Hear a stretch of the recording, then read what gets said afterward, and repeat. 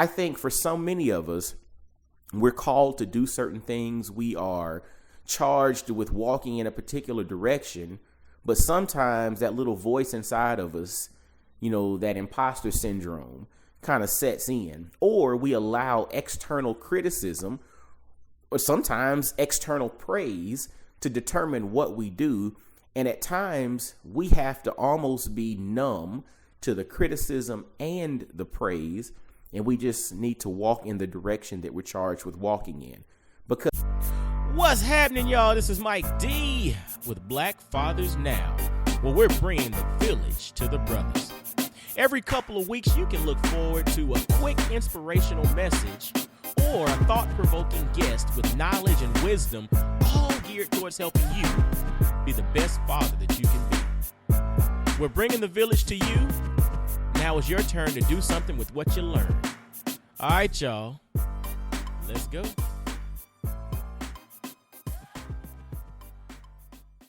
what's going on, fellas? This is Mike D, Mr. Double Down on You, your favorite personal development coach, with another episode of Black Fathers Now. Hope you fellas are having an amazing day. Hope you're getting out there and doing it and making the world a better place. But the world becomes a better place when you get into a better place. And you get into a better place when you look in the mirror and fully understand who you are, recognize your authentic truth, and you commit to walking in that every day. You are uniquely gifted. You are uniquely designed to do something great and something special. Now, great and special doesn't always equate to billions of dollars or even millions of dollars. Great and special is just impact. You're uniquely designed to have some level of impact in the world. And I'm challenging each and every one of you to look in the mirror and figure out what that thing is and go do it. And I'm going to challenge you to do it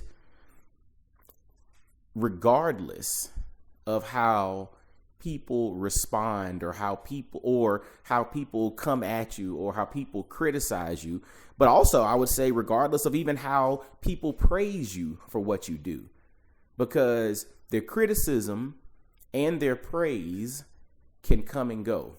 Don't live off their criticism and their praise. Live off of the impact that you're having. Live off of what you're called to do, but having full understanding of that assignment and walking in that no matter what. And the basis of this conversation was spawned. I just recently watched, I believe it was Uncensored, one of those shows where they kind of talk about, or they have a celebrity or someone that we recognize come on and really just kind of walk through their life and, kind of give a deep dive. And I watched a recent episode in which they had Taye Diggs on. And so we all know Taye Diggs is an actor, from The Best Man, from The Wood, from Stella Got Her Groove Back, from all kind of stuff, right? Just, an actor that we all would recognize, if we saw him walking down the street or you saw a movie if he has come on. But one of the things that he shared was his kind of challenging relationship with the public's perception of him, right? He has like a challenging relationship with the public's perception of him. And he gave the example. He said, I've looked the way that I look pretty much my whole life. And he said that, when he filmed how Stella got her groove back, he said, after you film, you have to go through the editing process and all of that. So it's a time frame between when you film something and when it actually hits the market or when it actually, gets released to the public. And he was saying that, after he filmed the movie, everything went well. But one of the things that he said was he would go back to the crib and he would go hang out. And honestly, when he was out, he wasn't getting any play with the ladies. Like, he wasn't getting attention. He just really wasn't getting the attention, with women, right? But he said the moment that the movie came out, it changed overnight. He went from this person who didn't get any play when he went out to all of a sudden he's considered a sex symbol. And he was like, I thought to myself, nothing changed about me aside from the fact that I just have a movie that's popular and now cast me as a sex symbol. That was it. So I said all of that to say we have to be mindful of how criticism can impact or influence how we operate. But the reality is, in a lot of instances, the criticism is unfounded because you're the same person you were yesterday as you are today, and there might not be too much that changes about you tomorrow. So yes, on Tuesday, I look a certain way and I act a certain way. If you saw me on Monday, it's pretty similar. And if you see me on Wednesday, it's pretty similar. But what's the difference? And so that was the thing that he put out there. And it really stuck with me because I think for so many of us, we're called to do certain things. We are charged with walking in a particular direction. But sometimes that little voice inside of us, that imposter syndrome kind of sets in, or we allow external criticism or sometimes external praise to determine what we do. And at times we have to almost be numb to the criticism and the praise. And we just need to walk in the direction that we're charged with walking in, because the external stuff, even whether it's good or bad, the external stuff, it fluctuates. And to be completely transparent, there's not always a lot of rhyme or reason why the external stuff happens anyway. So don't put too much stock in the criticism, but also don't put too much stock in the praise either.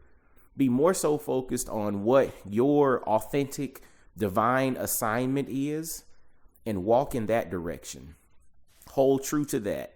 Keep that steady. Keep that through line steady as you move in the direction that you're supposed to go in, and ultimately focus on the impact. And the success, dig it. The success is a byproduct. All right. Well, hey, I hope you all get something from this, but really my charge to you is figure out what it is you're supposed to do in life and go do it. And it might not be some 40-year plan. It might simply be, what am I supposed to do today?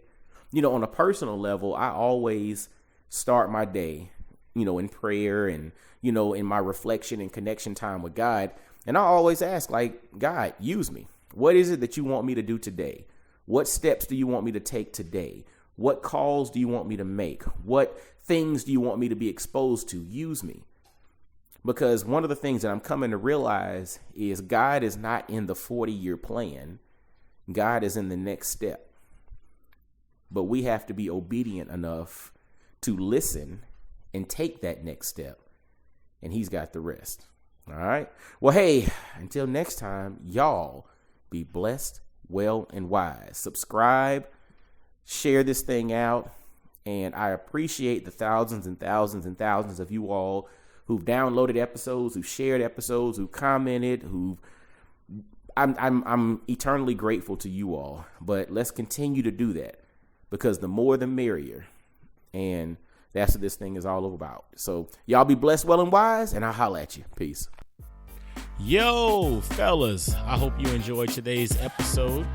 And always, always, always visit blackfathersnow.com, as well as follow Black Fathers Now on virtually every social media platform you can think of. Instagram, Facebook, Twitter, everywhere. Just follow us and engage with us, man. Look forward to hearing from you. And I guess until next time, I'll holler at you. Peace.